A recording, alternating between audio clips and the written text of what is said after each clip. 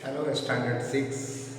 Your Arun sir going to teach science, chapter 9, classification of living things, and it is part 2. Dear children, we have already discussed about the two main groups, the plant and the animal, and classification of plant on the basis of shape and size, which we discussed, that is herb, shrub and trees. On the basis of life cycle, we have discussed, that is annual, biennial and perennial. We also discussed what is classification and what is the utility of the classification. Today, once more we are going to discuss the classification of plant on the basis of flower. So on the basis of flower, plants may be classified into non-flowering plant and flowering plant. Non-flowering plant and other is flowering plant.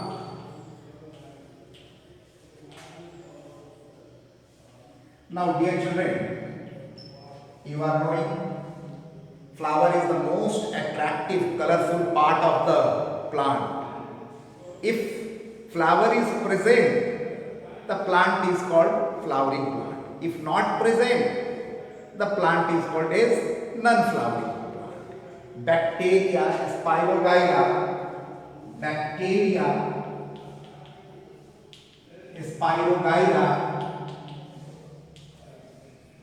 and mushrooms, they are the example of non-flowering plant. So non-flowering plant we have understood, they do not bear flower. Okay, an example is bacteria, spirogyra, mushroom, etc. Many plants are there. Flowering plant, they bear flower. Flower helps in pollination, colored, scented, attractive part. Okay. Example is rose, okay, mustard. These are the example of mango. These are the example of flowering plant. So, on the basis of flower, plants can be classified into non-flowering plant and flowering plant. One more classification let us discuss, and that is on the basis of habitat, means living place. Classification on the basis of habitat. Classification of plants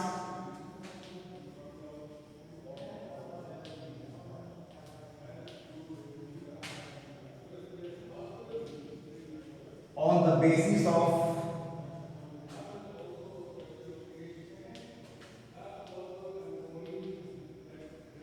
habitats.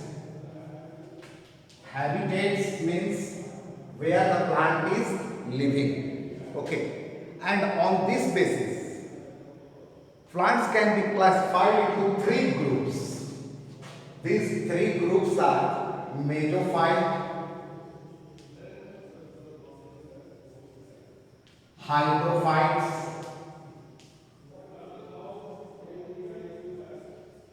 and xerophytes. Try to understand. Classification of plants on the basis of habitats, and on the basis of habitats it can be classified into mesophyte, hydrophyte and xerophyte. Very clear? Coming to mesophyte. Mesophyte grows in moderate amount of water. It grows in moderate amount of water. Neither more nor less water is required. Okay. Develops root very deep in soil. Develops root very deep in soil.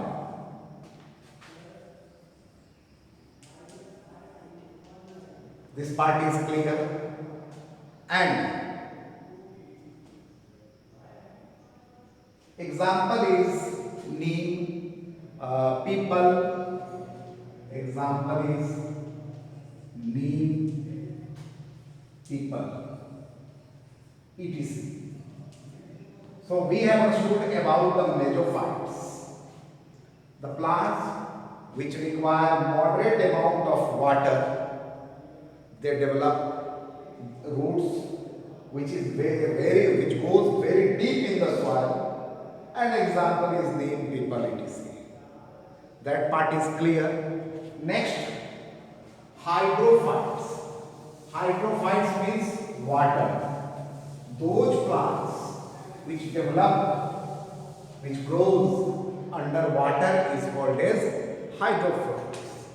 Those plants which grow underwater live underwater.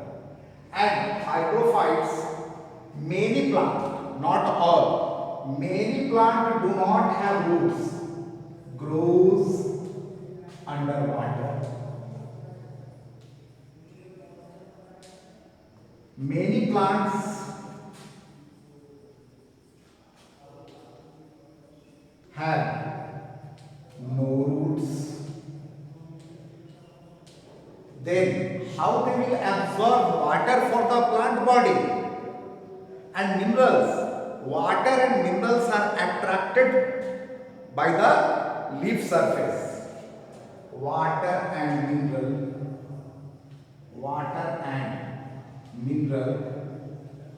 are absorbed by leaf surface. This part is clear that hydrophytes grows under water. Many plants have no roots. Water and minerals are absorbed by leaf surface. And example is Hydrilla, lotus. Example is Hydrilla, lotus. It is the plants which grow under water. So on the basis of habitat, plants can be classified into mesophytes, hydrophytes, and third one is xerophytes. Let us discuss.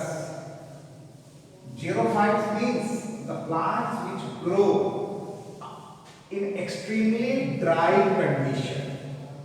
In dry condition, less amount of water or no water is there.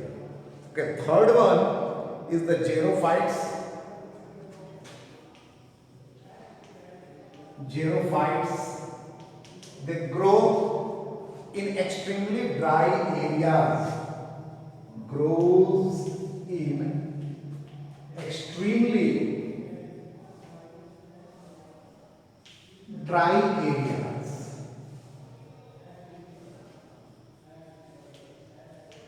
Xerophytes grows in extremely dry areas.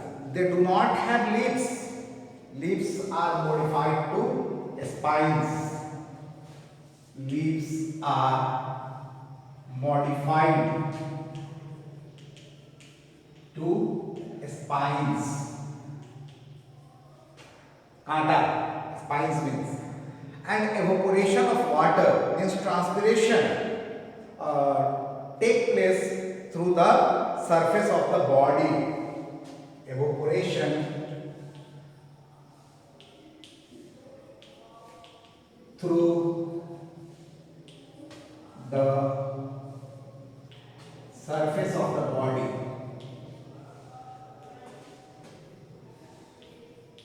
Very clear? And roots go very deep in soil.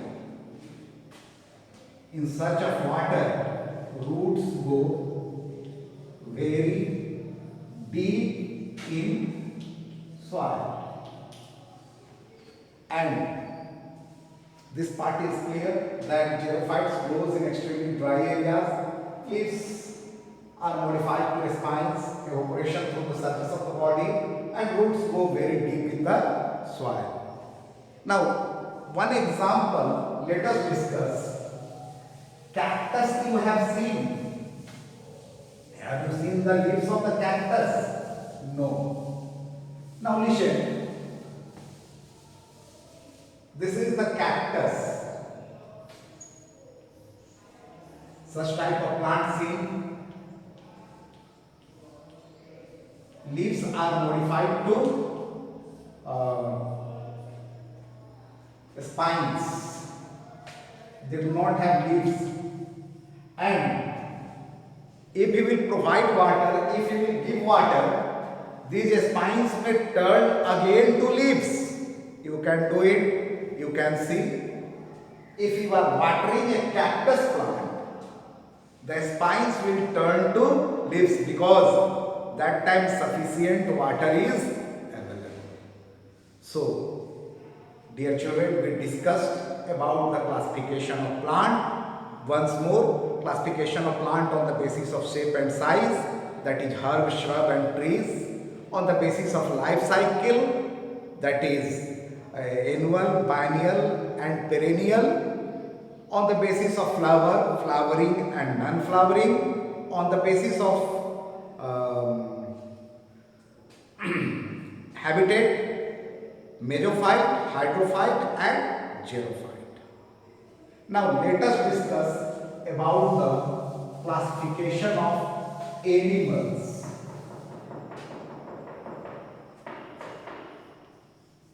Classification of animals.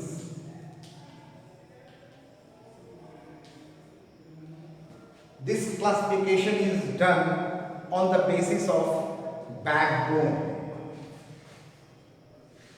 On the basis of backbone.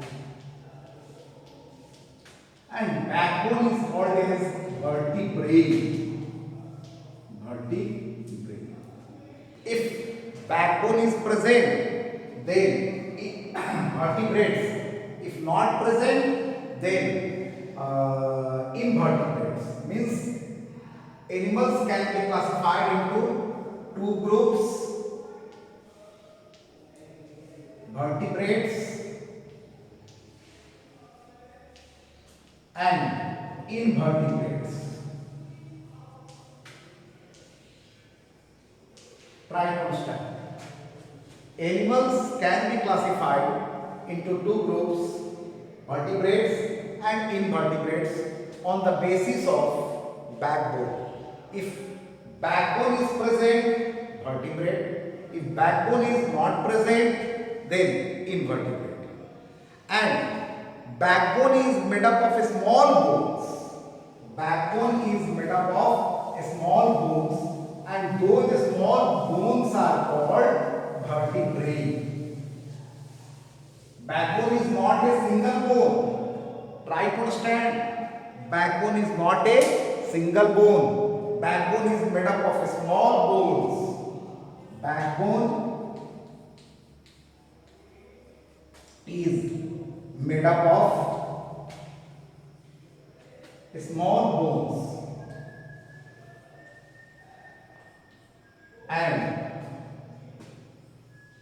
that small bones are called vertebrae. So very clear, backbone is made up of a small bone and small bones are called as vertebrae. Now coming to the two groups. The first group is invertebrates. Let us discuss in detail about the invertebrates. No backbone is there.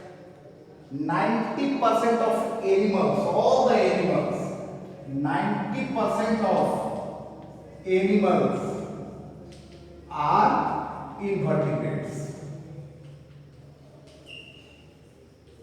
Means without backbone. 90% of the animals are without backbones. Example is sponge, mosquito, all the insects, worms, etc. That part is clear. Earthworm, hydra.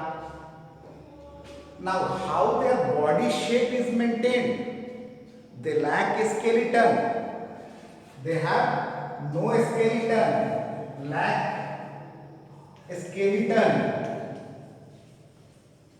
And their body shape is maintained by the pressure of body fluids. Shape of the body is maintained by pressure of the fluid which is present inside the body. Very clear? And these invertebrates are classified into 9 groups. Invertebrates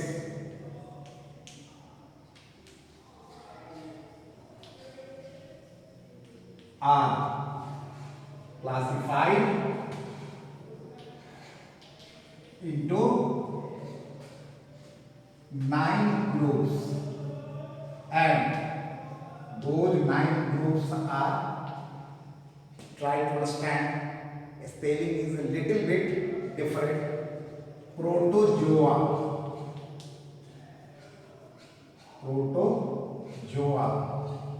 porifera.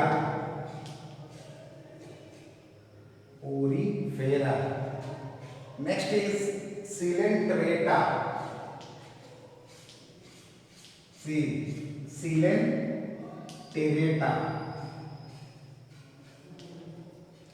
Coelenterata.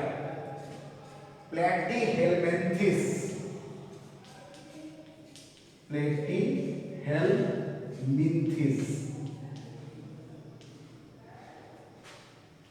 Fifth number is Nemathelminthes.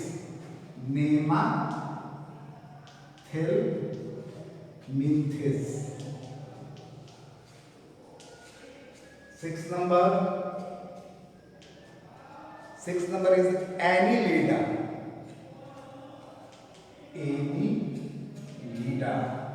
Seventh number Arthropoda. Okay, Arthropoda. 8th number, see, Annelida, Arthropoda, Mollusca, and 9th number is Echinodermata.